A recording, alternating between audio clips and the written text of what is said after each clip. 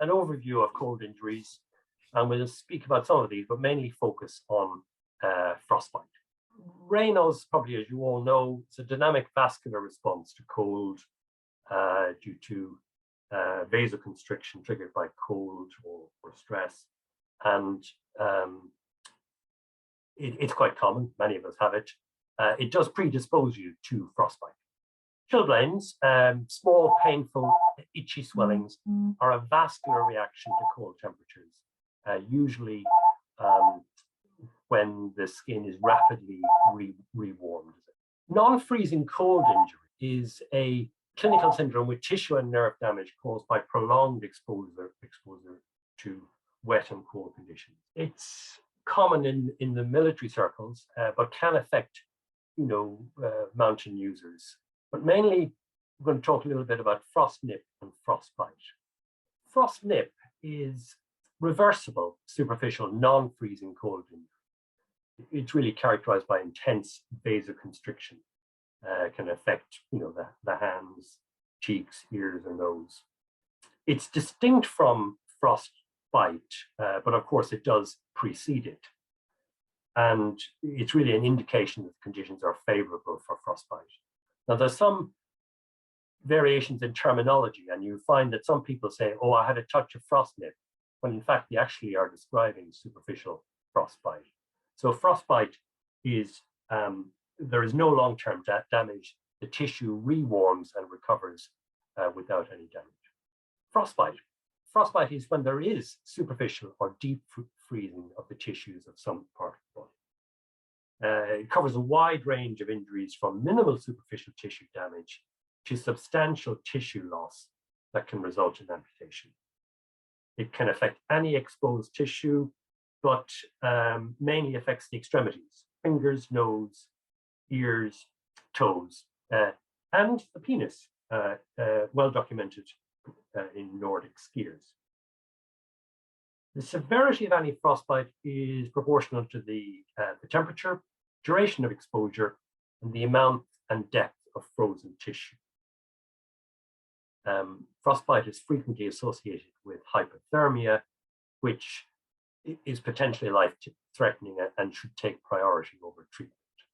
The pathophysiology of frostbite is complex, but suffice it to say that frostbite causes tissue damage due to loss of blood flow due to intense vasoconstriction, and side by side with that, freezing, intracellular and extracellular freezing leading to cell death and release of damaging chemicals which increase tissue damage. There's various phases to it, but it's important to say that the initial cellular damage caused by the ice crystals and the subsequent post-thawing process is made worse if refreezing is allowed to occur. Now, frostbite staging, historically, it follows the staging as you might apply to burns. So it's just described in terms of the depth of the injury. It's difficult to stage frostbite initially in the field because before rewarming, all frostbite will just look as hard, pale, anesthetic skin. But the 4 stages, and as I said, frostnip is not really a stage of frostbite, it's a precursor. There's 4 stages of frostbite.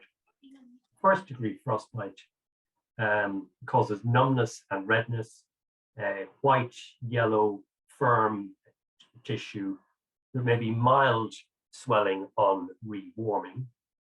Second degree frostbite, on rewarming, you get skin blistering, clear fluids surrounded by redness. Third degree frostbite, there's deeper hemorrhagic blood-filled blisters, showing that the injury has sort of extended right through the layer of the skin. Fourth degree frostbite is where it's right down to subcutaneous tissue, tendon, and bone.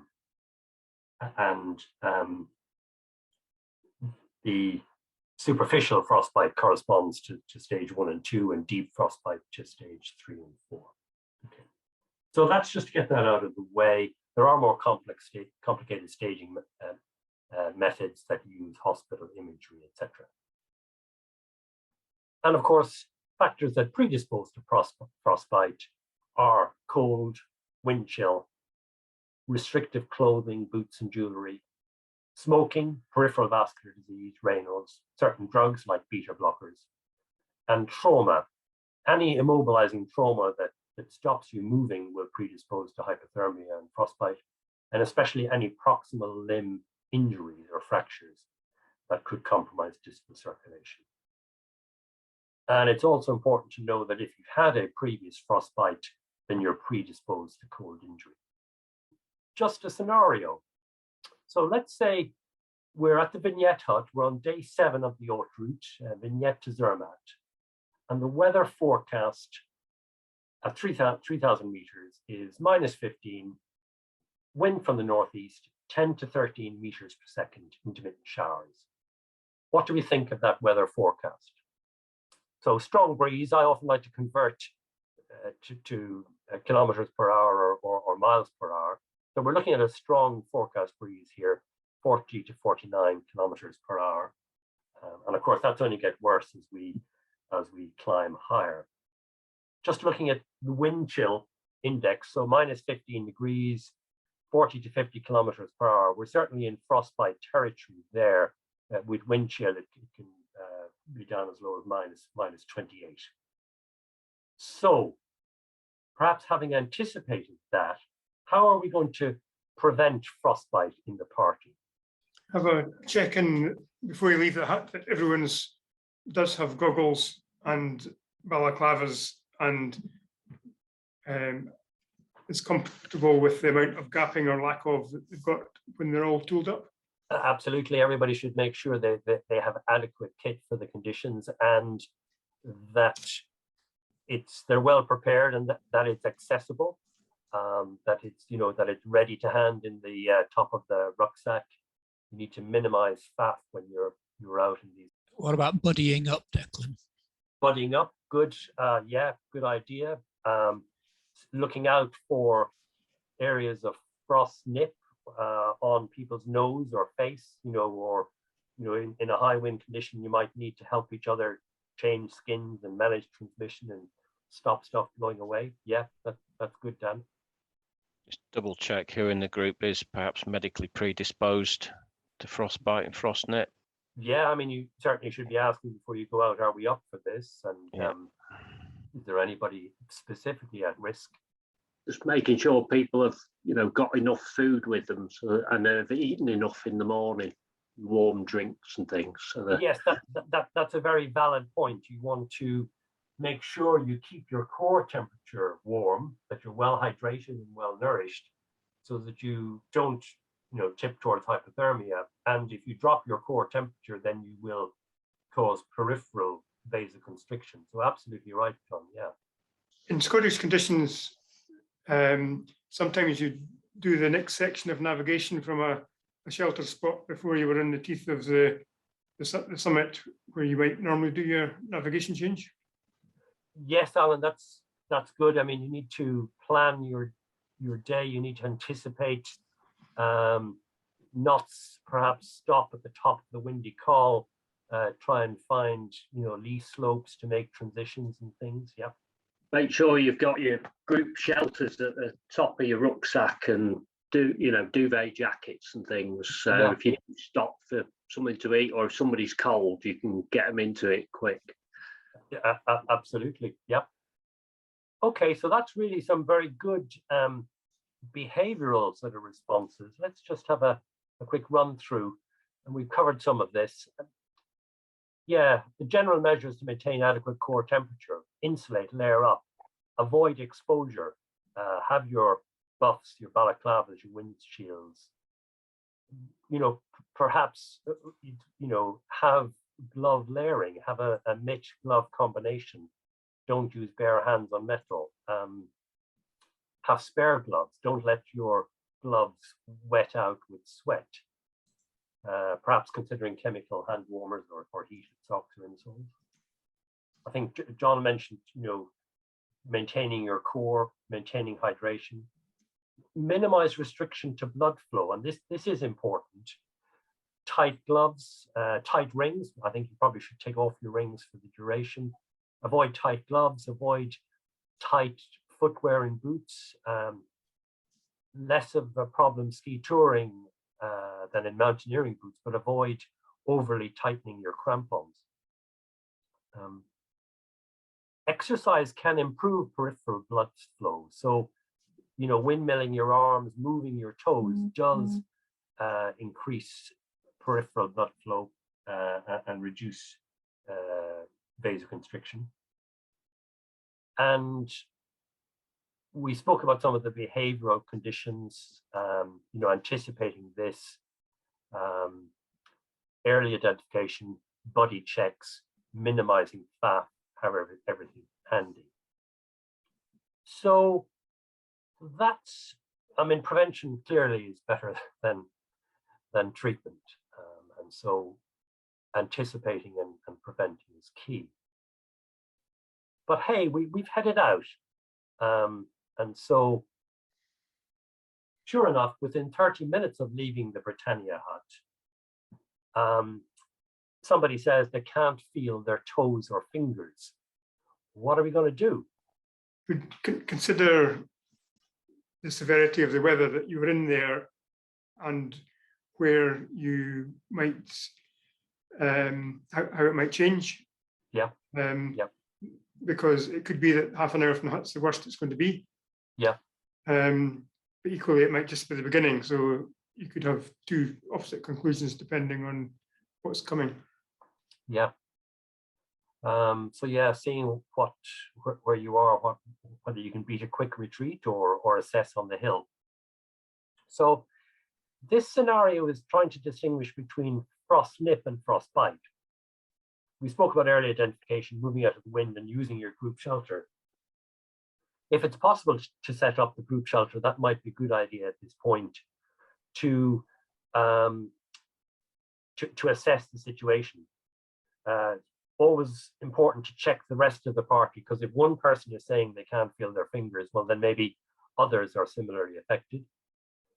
You would perhaps in a group shelter try and remove gloves or perhaps remove boots.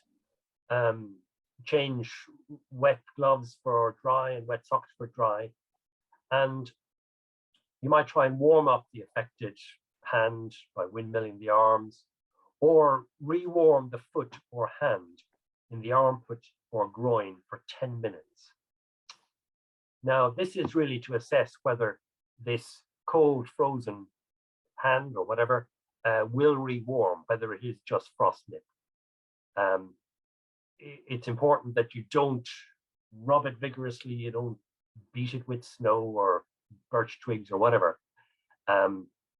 If on rewarming there's a prompt return of sensation and color within 10 minutes, then it's frostnip, and you might consider continuing, you know, if you have extra layers and extra precautions, or maybe you might consider turning back. But if there's no return of sensation or color within 10 minutes and it's still a frozen digit, then you need to sort of manage it as frostbite and retreat, I would suggest. That would be difficult to do on the hill unless you were able to get into a group shelter. Just another, jumping continents, as it were. Let's say you've successfully summited Mount Logan, 5759 meters, and you've descended now down to your top camp, Camp 6, isn't it? But a member of the party has frostbitten toes at Camp 6, with further descent to base camp not possible due to storm. Suspected frostbite. To rewarm or not? What do you think we should do? I would guess keep them, don't rewarm them if you're going to be stuck out there for a while. Yeah. Yeah, that's the key point. You've not been able to reach sort of definitive safety, as it were, and you don't want to thaw and then risk further damage by rewarming.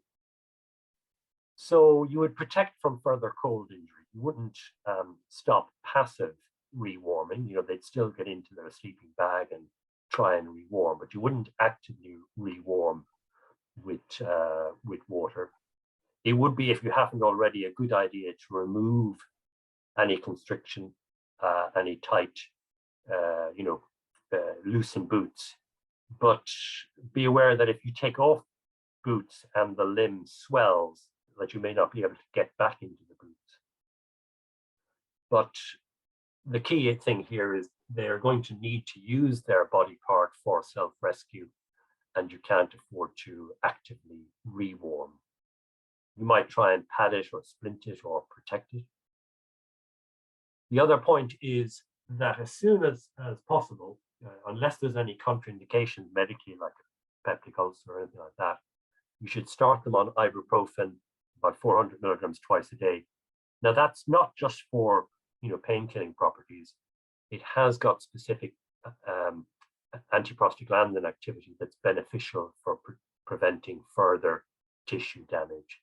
If you didn't have ibuprofen, the guidance would be that you'd use aspirin, 75 milligrams daily. You said don't actively rewarm. I mean, does that include not two people getting in a sleeping bag to warm up type of stuff? Is that active rewarming? I think in this situation, what I would mean by active rewarming is attempting to rewarm with hot wood water in a water bath. This person does need to rewarm passively, needs to refuel and take some hot drinks, get into a sleeping bag and warm up. You wouldn't prevent that, but not active rewarming. Declan, could I just ask how, if you've got somebody in this scenario like that and you just put them in the sleeping bag or something, how, if this, say it was their feet, how painful is this going to be? What are they going to be? How are they going to be acting with that? I think while it remains frozen, it'll be surprisingly painless. It'll be numb. Right. But you are right. Once significant thawing occurs, it's very painful. And so if there's significant passive thawing and you get swelling and blister formation, then it will be incredibly painful. You do want to try and avoid that because they need to get down the hill on their foot or using their frostbitten hand. Okay, so they do manage to get down the hill, and you manage to get down to base camp. Flight out is arranged for the following morning, weather permitting. What do you do at base camp?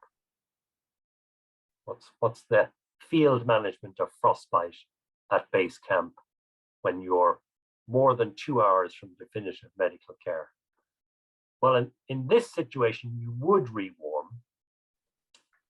So here we go. Treat, significant hypothermia first. Warm drinks and good hydration. And you would fairly rapidly rewarm the frostbitten limb by immersion in water, heated and maintained to baby bath temperature. If you had an antiseptic, you'd add it, but that's not crucial. And you'd probably need to immerse them in the hot water for 30 to 60 minutes. Now, you might have a saucepan or a bucket big enough for it, but you might have to use something like a dry bag. And you want to try not to let the hand or the foot touch the cold sides. But after about 30 or 60 minutes, it will rewarm, and the pale tissue will, pink up and become red and swollen.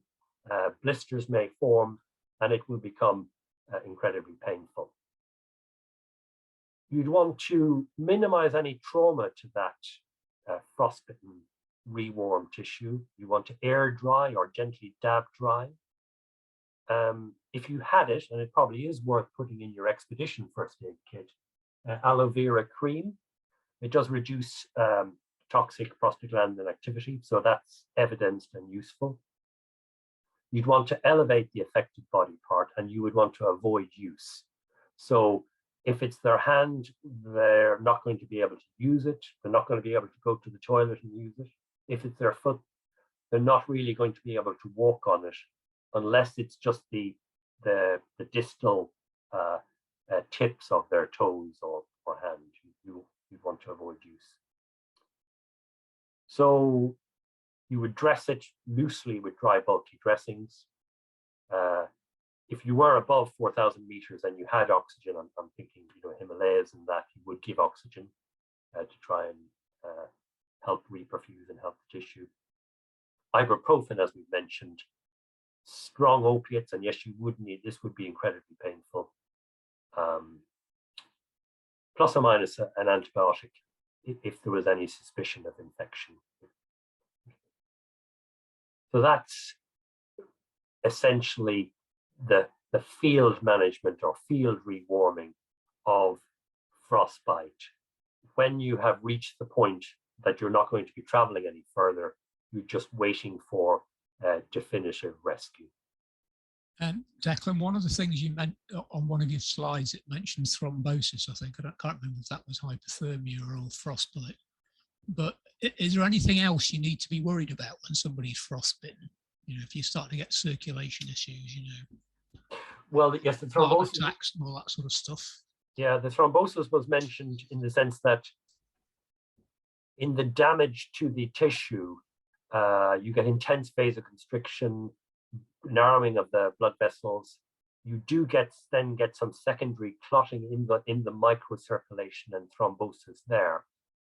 So I wasn't really mentioning about thrombosis in the leg itself, though of course if you've got prolonged immobilization, you are at risk of thrombosis. So if you were sitting there for days on end with an immobile limb due to frostbite, then yes, there might be a risk of major thrombosis. But I was talking more about micro thrombosis. I think in terms of other risks with frostbitten, there's a risk of infection setting in. And if there's a lot of swelling, the swelling can cause what's called compartment syndrome. The swelling itself can put pressure in a narrow enclosed space and block off circulation to other healthy tissue. So sometimes that needs a surgical treatment. Declan, can you just say again, I think I heard you say if you were like 2 hours away or something like that to start rewarming. I don't know if I heard that right or something. So. That's right. So, I mean, if you were awaiting, say, a helicopter and it was going to be with you within 2 hours, you probably could hold off the rewarming and wait for definitive care. Yeah, I was just thinking if you were, if it was that sort of time and you spent whatever time, I mean, it sounds pretty horrific, this rewarming thing, or going to be for the person. Would it not be better just to hang on another few hours and let the hospital or whatever do the rewarming rather than trying to do it yourself? Or is there a benefit to doing it earlier? That might be a balanced judgment depending on what resources you had. But that 2 hours came from a consensus guideline that I'm going to show you at the end. So there's a balance to be struck between delaying the rewarming, which is causing, more damage because it's continuing. The damage is continuing as it's frozen. So that was the sort of the cutoff point. They said that if rescue was going to arrive within 2 hours, you might delay. Otherwise, crack on and do the rewarming yourself. Okay. We're going to jump continents again. Here we are. We're in Frostnip in the Himalayas.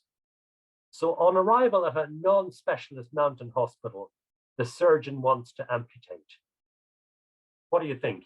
I believe that I'd read somewhere that you would leave it possibly for some months before you even in a specialist treatment area, so that the body would have totally rejected the bit that was in question, and that would take 3 or 6 months even. Yeah, that's right, Alan.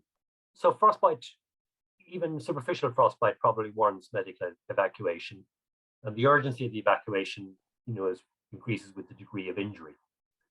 Now, if you're fortunate enough to be within a major frostbite center in the Alps or in Alaska, you would be treated with thrombolysis, clot-busting drugs within 24 hours of the injury. That would try and recover some of the circulation.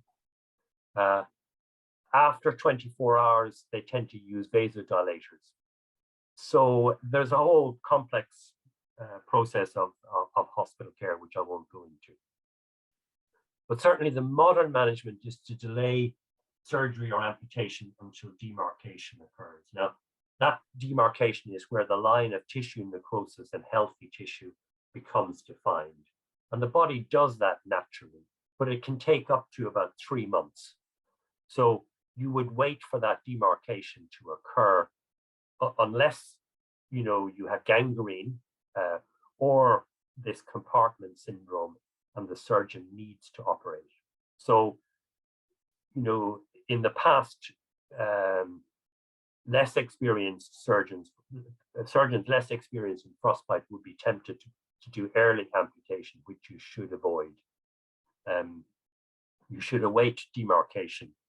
And similarly, you should not cut off yourself with a hacksaw in your garden shed, your frostbitten fingers or toes. Okay. Could you just explain the compartment syndrome again, please? Yes, compartment syndrome is like, just say, for example, in the muscles of your calf, the muscles are bound in little fascia compartments. And if you bleed into that or have swelling in that fluid has nowhere to escape. It's just trapped in there. And that pressure in itself can reduce and compromise the circulation to healthy tissue. So with swelling, and it occurs in other trauma, you can get this compartment syndrome, and the surgeon has to do what's called a fasciotomy. He has to make a big incision right through the healthy tissue to allow the pressure to be relieved. So that can happen in the foot, in the hand, in the leg, and that would warrant a surgical intervention. Declan, you mentioned gangrene and sepsis. Yeah. What are the sort of symptoms that would show that had gone so far that it was a significant risk? I think with gangrene, you would be getting signs of infection, fever, a halo of redness sort of spreading up from the affected area, full-on sepsis. You'd be getting low blood pressure, rapid pulse. You're becoming quite ill quite quickly. And the gangrenous area might become very wet rather than dry gangrene and infected looking. So the telemedicine is important here. If you were, in a remote hospital, you should take photos. And there is a digital frostbite service run by Chris Imre and David Hillebrand that you could access through this BMC link. You could get in touch with them. You could send them the pictures of your frostbitten limb and get some advice as to what you might need to do. That's about it on frostbite, but just to say, most of that sort of guidance I've taken from a Wilderness Medical Society update, 2019. Not much has changed since, but let me move on to first aid kits then.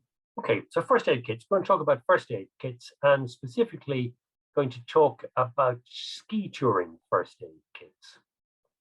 Now, we discussed this at the Leaders Weekend meet, so some of you may have been in on those discussions, but it was quite useful to hear from various leaders what they carry, because to a certain degree, it's quite a there's subjective variation to what people carry. And equally, I'm sure we've got a lot of collective experience in the room. Feel free to chip in with suggestions or comments. What should you carry in your ski touring first aid kit? Well, the universal two-word answer is it depends. And it depends on several factors. Clearly, the size of the party, the nature of the activities, and what you might expect. So you'd carry a different first aid kit for, a fell running, or for an alpine climbing trip, or for ski touring. Also, what you'd carry would be determined by the context and how long it was to rescue and definitive care. If you're in the Alps and you're 15 minutes away from a Swiss tertiary center, you might carry a small amount. If it's more remote and you're 3 or 4 hours from definitive care, you might carry more. If you're on an expedition and you're days from care, or you are the only rescue and definitive care, then you'd want to carry more. But that determines how much you can carry is determined by weight, which is a big factor. And also another major factor, and perhaps the major factor, is the limits of what you're trained and competent to use. And that is probably the most important factor, the knowledge and skills that you bring to bear. So your first aid training is the most useful thing to bring. And so it's important that you're up to date with your general first aid training, a rec course for first aid in the mountain environment. Or if you were planning a more remote trip, maybe you might want to invest in one of the Far From Help courses, which are more in-depth foundation courses for non-medics about remote care and prescribing. So there's lots of off-the-shelf first aid kits out there. To be honest, the majority of them are bulky and heavy and contain items that you might not want to bring or need. So I would suggest that you should do a DIY first aid kit. Lots of these commercial kits are really just packaging, which just gives you weight, and fitting everything into a very small dry bag is much more economical with weight. It's good to think of first aid kits as modular. You might, if you're leading a trip, you might expect every member to carry their own personal first aid kit, and you would just carry group kit for emergencies.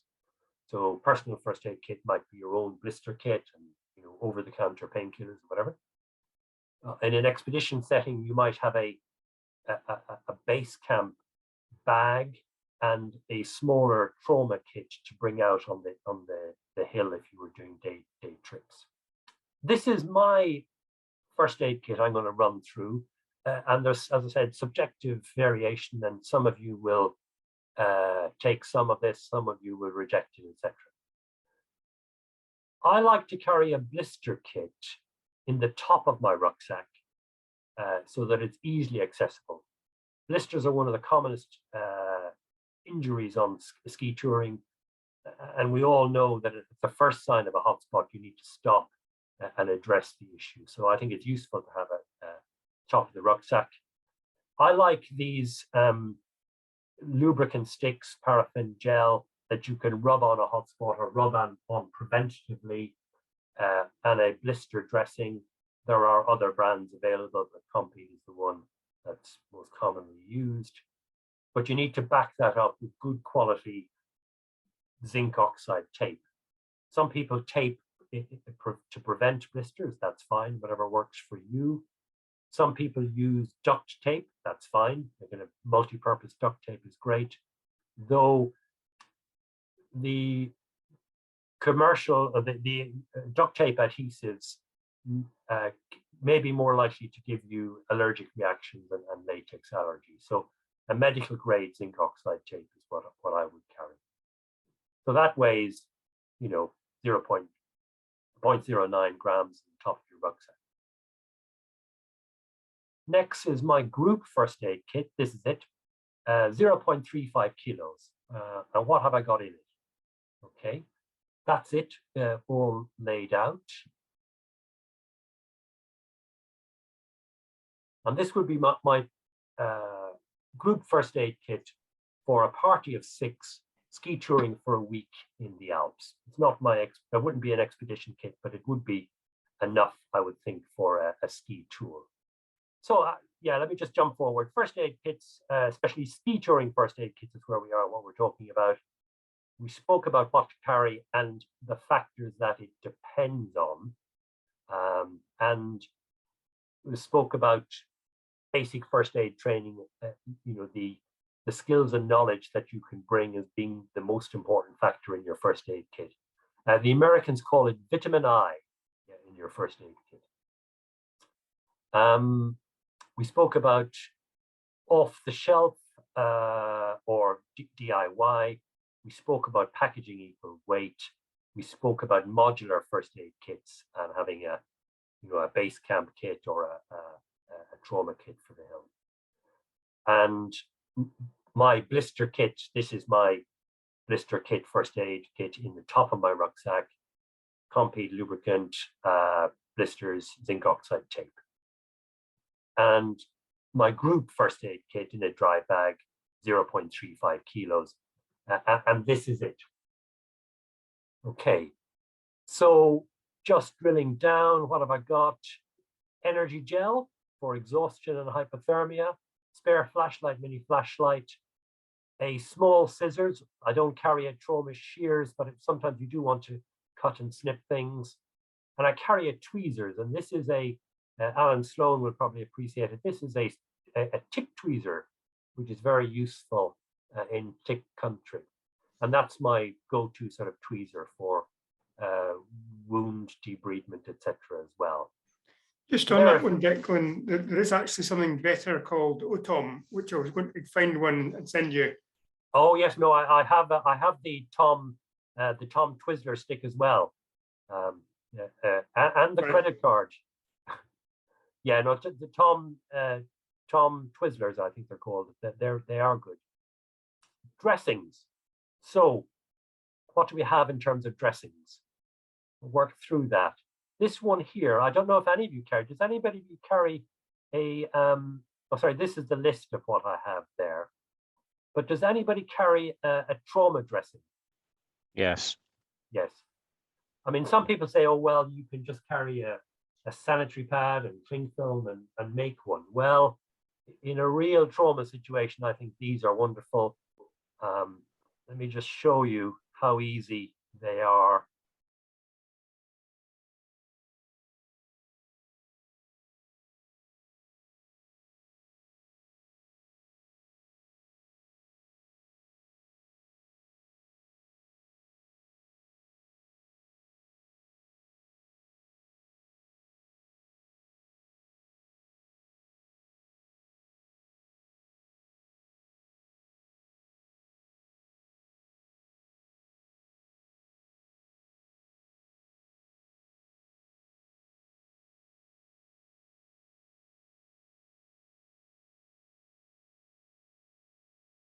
It's very quick, it's quite specific, it's versatile.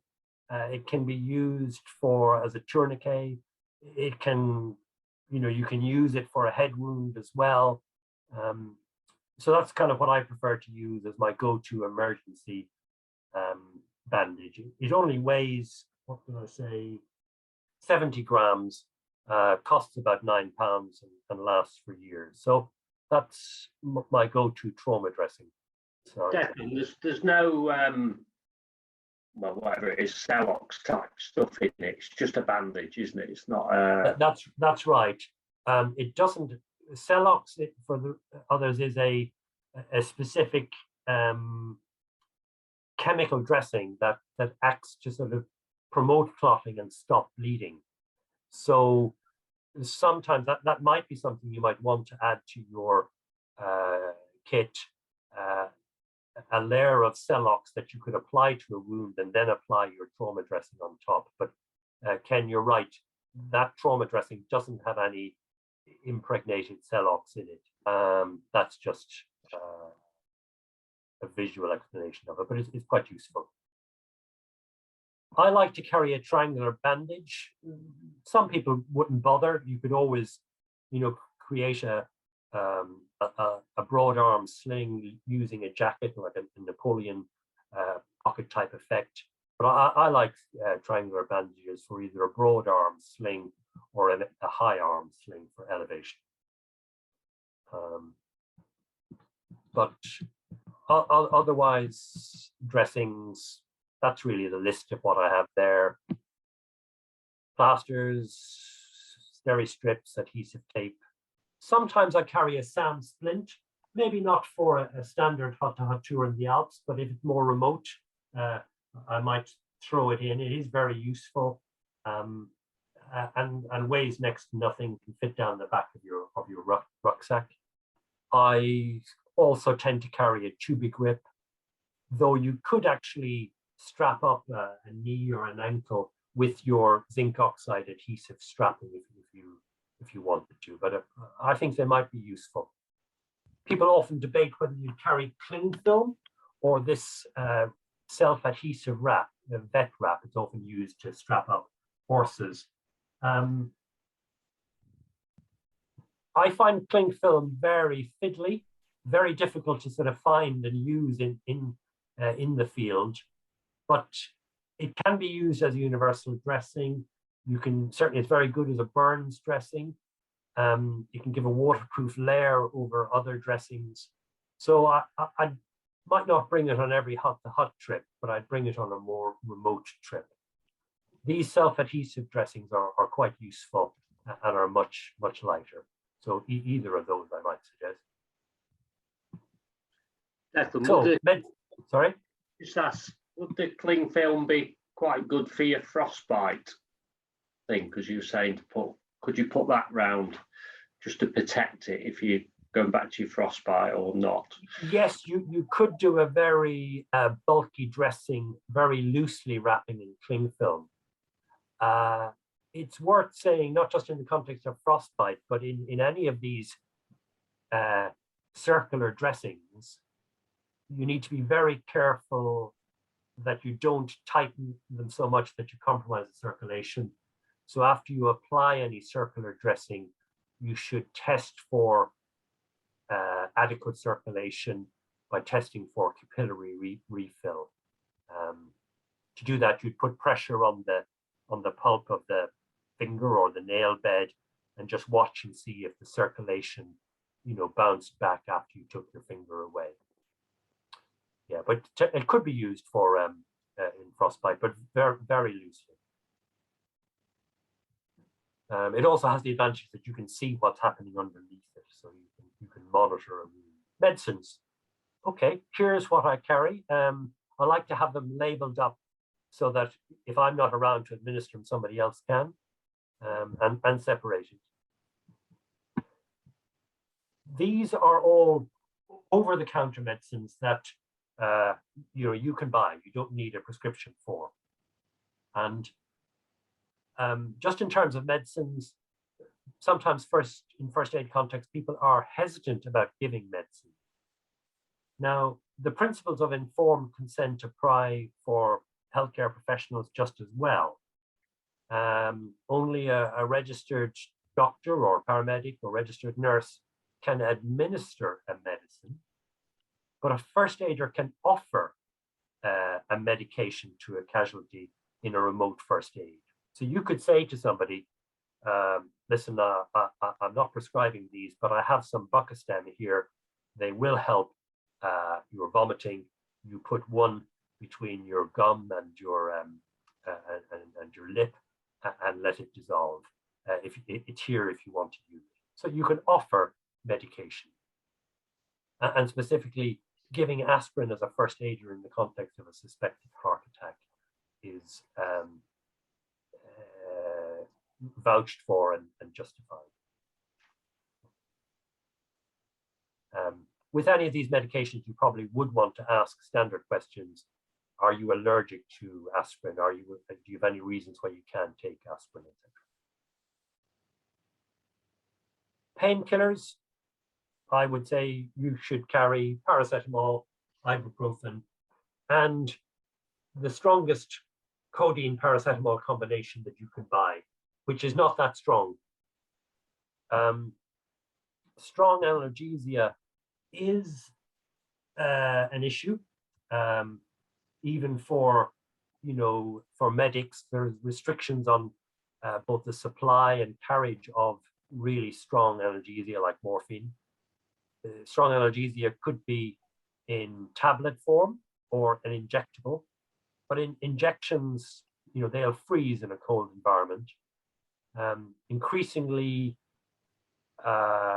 first aiders, pre-hospital care are using inhalation analgesics, and this Penthrox is very popular, been used for years in Australia, but only recently being used in the UK. It's self-administered, so the victim, rather like Entonox, the victim can determine how much they need. Not that I carry it, or I would expect that anybody, there's an expectation that you would carry this. But I don't know if Mountain Rescue uses it, Ken?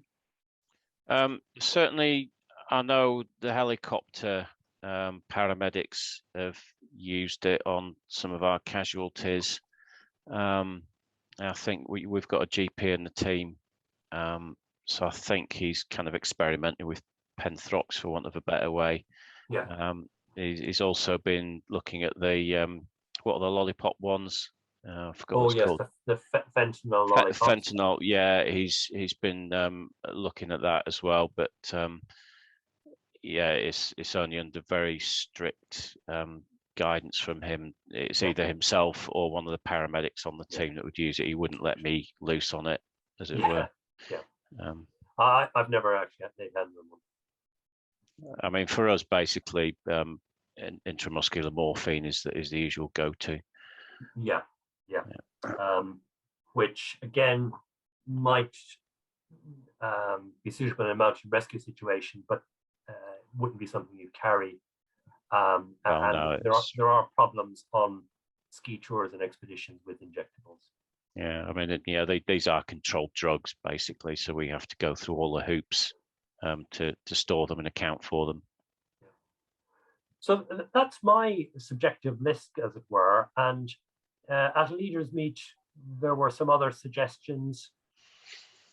I don't know if anybody else has any other thoughts. Some people asked about carrying a face mask. Well, in the heat of an avalanche resuscitation, I wouldn't be fiddling around trying to find my face mask. I would just jump in. Carry an airway, only for trained users. I'm not sure I would anymore. Medical tissue adhesive is quite useful for cracked fingers or for wounds. Some people just carry super glue because the medical adhesive Histoglue is quite expensive. Local anesthetic eye drops are very useful for snow blindness or for contact lens wearers who've scratched their cornea. Any other suggestions from anything else anybody else might? I always carry some Germaline because it's analgesic and anesthetic. Yeah, that's not a bad call as a sort of a lubricant. Yeah, and you could use that in your blister kit as well as a lubricant. Just moving on to my modular first aid kit. The other part is your hypothermia first aid kit, and this is a crucial part. And we did discuss this in the hypothermia session. Your rucksack for ground insulation, extra gloves, hat, and down duvets, and also your group shelter and a blizzard bag, a bothy bag. Now, we spoke a bit in that how useful a blizzard bag is in giving high level it's an effective vapor barrier, very useful for wet casualties, reflects heat, and has some insulation properties in it, the air cells that are trapped inside. So weighs around about 225 grams, not very heavy. Group shelter, don't need to sell that to anybody, very useful for shelter, but also it can be used as the first stage of your hypothermia package, where you're going to lay a tarp on your rope. So your group shelter could be that, and then you might lay a mat, put somebody in the blizzard bag, and wrap them up as your hypothermia rescue package. Finally, just to say, communications, your phone, you might want to have an app on it that, well, on your phone, you should have the preset, the local rescue numbers. There are apps that give you that and that give a location.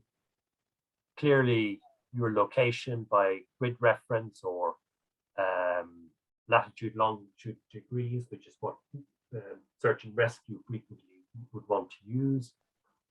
And you may also need to consider, if you're expecting you're going to have poor satellite cover, whether you'd want to carry a satellite communication device like a Garmin InReach. Not an expectation that every leader would carry that, but yeah, that they may be useful. Something I discovered the other day, which I didn't know, apologies if everybody else knows this, but apparently you can text 999.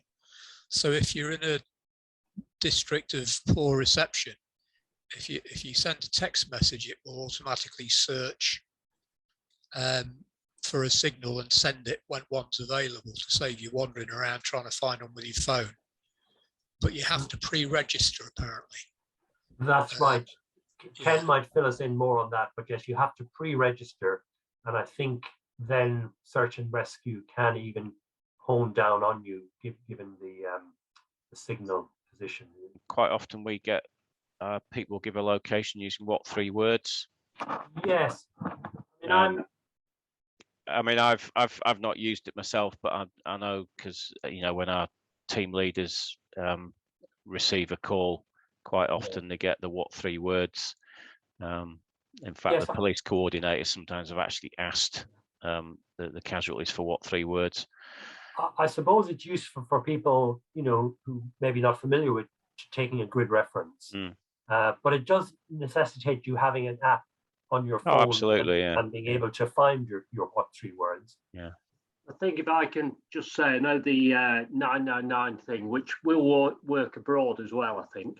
But as Dan said, you do need to pre-register, but you need, if you send a text, which will go over any network and less signal, but you need, they will, if they've got it, you will get a reply. So if you don't get a reply, they haven't got the message, but they will, like you say, they will be able to get a location off that as well. Yeah. Within whatever it is, 250 meters or something like that. But you need to get a reply back.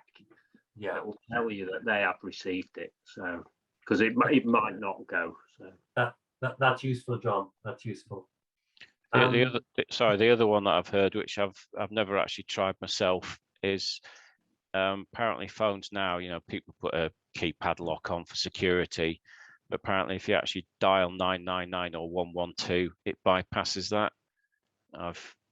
So if you pick up somebody's phone to make an emergency call, it'll bypass the security on the front of the phone. But for obvious reasons, I've never tried it. I think also, actually, if you put on some phones, I don't know if it works on Android, but if you put your sort of next of kin emergency contact in, then you can also get that without logging into the phone, and it will go over any network, I am told. Mm-hmm. So if somebody picks up your phone and wants to contact your next of kin, there's a route to do so. Okay. Yes, that's right. I think if you've entered it with ICE, in case of emergency, ICE. Mm-hmm. If you want to try it yourself, if you've got an iPhone or whatever with finger recognition, if that's how you open your phone, just use a different finger. And then that will be like somebody else doing it. And it does come up with that. I've got that on my phone. So you can have a contact, next to jacket or somebody's contacts and things. But if you just try it with you put it in your phone, just try it with a different finger, and it will come up so you can see what somebody else would see. Yeah. Or you know what to look for if you're actually using it somewhere. Another useful website to know about is streetmap.co.uk, and for converting a location from one language to another, like lat long into grid, or even a postcode, or what 3 words. And on my InReach, I've got a quick text pre-written, which will ask a recipient to convert lat long into a grid reference, because you don't actually get a grid reference directly from an InReach. Now, I haven't actually had to use it in earnest, but I could see how that would be useful, or just generally for people to be aware. It's very easy to use. Streetmap.co.uk. Yeah. And can I ask anybody who knows, in the UK, does Mountain Rescue prefer to be given a grid reference or a latitude, longitude in decimals? What's reference. preferred? Grid reference. Grid reference, yeah, because we can read that straight off the map. Okay.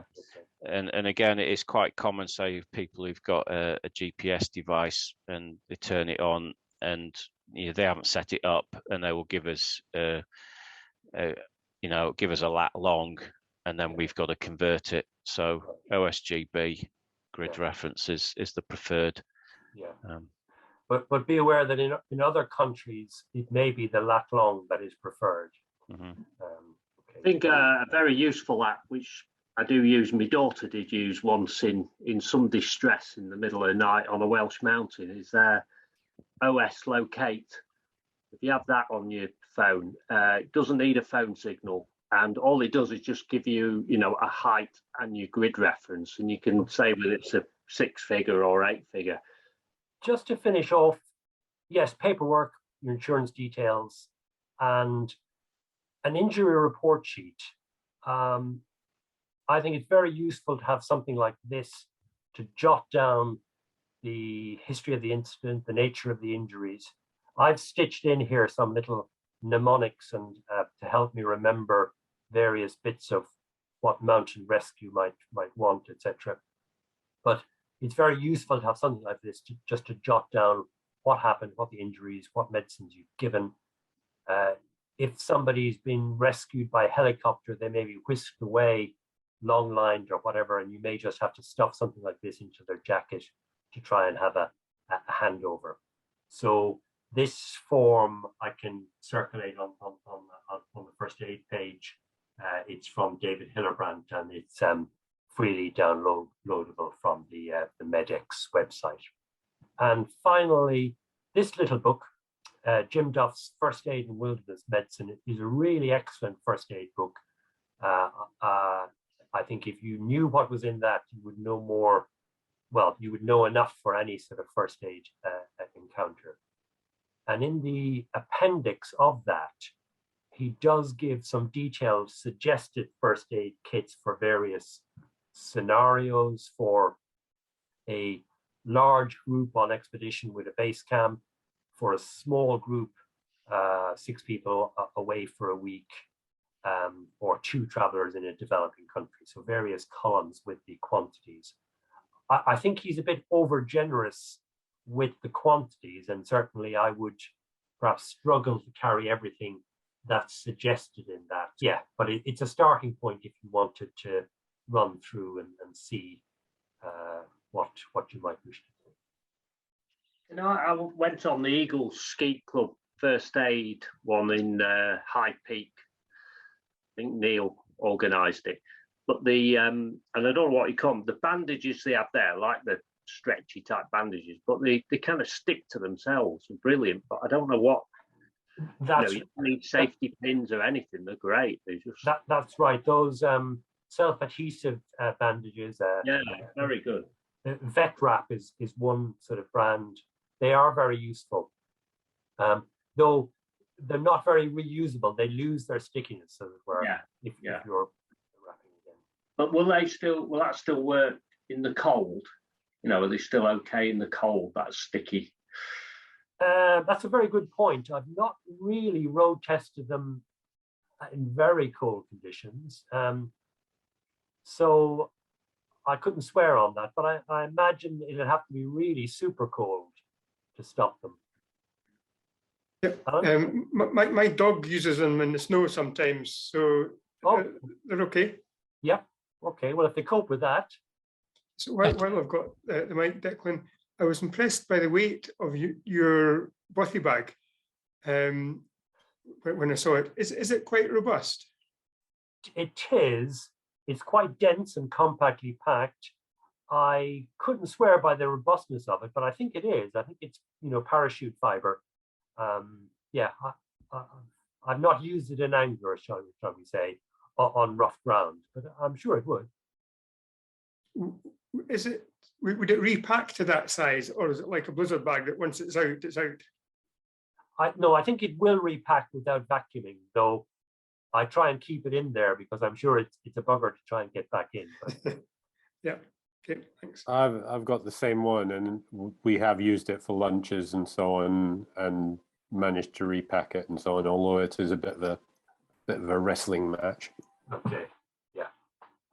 I think the thing with those group shelters is do try them first, because you can buy these, you know, a 4-man group shelter, and there's no way you're going to get 4 in it. So you do want to actually check that you can fit in it first, I would suggest. Yeah, that is a fair point, actually. I think the other thing about that, John, is that if you've got a casualty who has to be laid down, you need to make sure you can get a laid down casualty into your bothy bag, because certainly some of the 2- and 4-man, there's no way you'd get somebody flat out in them. Some of the 2-men ones, blimey, we couldn't even sit down in it. We pulled it over our heads, and that was it. You had to stand upright, so they're useless. Declan, another thing I'd say is that I find it really useful to have these things in transparent bags personally, because rummaging through an opaque dry bag or whatever, it's quite difficult to find stuff. And if you end up having to get it out to find it, if it's blowing, it's gone. So yeah, I mean, transparent, you know, disposable plastic bags are not a thing to be encouraged for obvious reasons, but actually are quite handy for things like first aid kits. Yes, that is a good point. I've not found any that's you know, a reusable Ziploc bag that's kind of robust enough for the right size, but that kind of does make sense, doesn't it, to be able to see what you're rooting around for. I often end up having to shake the whole thing out and then, you know, find. Yeah, you actually get quite a lot of cosmetic kits in bags like that. So, you know, buy Philippa something nice and then steal the bag. Do you, Dan? Okay. Yes. I like to look my best on the hill, as you well know. I'll write my letter to Santa just now then. Tesco freezer bag with a plastic re-zipper thing actually is okay. Okay. Tesco? Yep. Other brands will do? Yep, you get different sizes. The IKEA ones are very good too. Yeah. So OnePlus for that, for IKEA, they're very. Okay. Okay. Top tips here.